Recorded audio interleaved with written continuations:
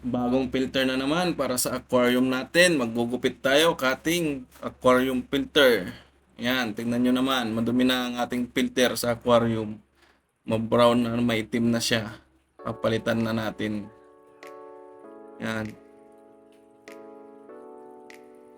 Kadiri. Yan yung mga fish natin. Angel fish. Tawag sa kanila ay koi angel fish. May tatlong kulay, puti, black, tsaka yellow yung ano nila, yung balat nila, kaliskis. Tsaka yung may black fish din, black angel fish. Ayan, tingnan nyo yung aquarium natin, may team na. Papalitan natin yan. Meron akong nabiling fiber cloth sa palengke. Ayan, malaki, malapad. Gugupitin natin sa saktong size. Kita nyo kung paano ko siya gupitin. Ayan.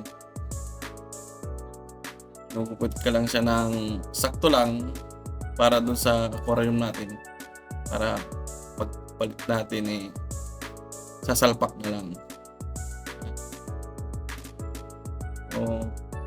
Sama ko si Ethan dyan, siya yung nag-ahawak sa kabila.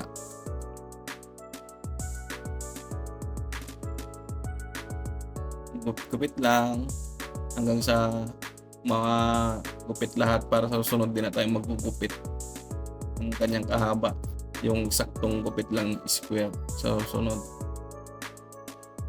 Kasi mayroon akong 5 aquarium, iba-iba yung yung size niya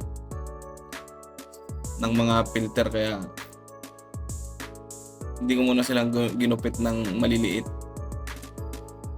Yung ganyan lang strip pahaba, mamaya papakita ko sa inyo kung gaano kaliit yung isa. Square lang siya, medyo maliit lang siya. Isang layer lang nilalagay ko kasi every week naman ako nagpapalit, para hindi masyadong dumumi yung tubig. Ayan, yan, nagupit ko na lahat siya ng stripes. Guys, ayan, ang dami. 100 pesos lang yan sa palengke. Ayan, pumutol ako ng maliit, tapos kukuha pa ako ng maliit dyan para eksakto lang doon sa aquarium. Ayan, naputol ko na, nagupit ko na.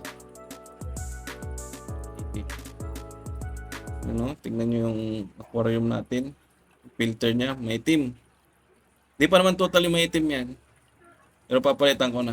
1 week na kasi yan Every week ako nagpapalit niyan. Yan, gumupit lang ako ng kapiraso, binasa ko na ng tubig yan Nugasan ko na. Bago ko siya ilagay dyan. Saktong-sakto lang sa dyan sa filter na ginawa ko. Nilalagyan ko ng bato para hindi lumutang, para masala niya yung mga tai ng mga fish, tsaka mga sobra-sobrang pagkain. Tingnan naman yung mga alaga natin. Koi angel fish, tapos black fish. Meron pala silang kasamang dyan, double tail goldfish. Yan.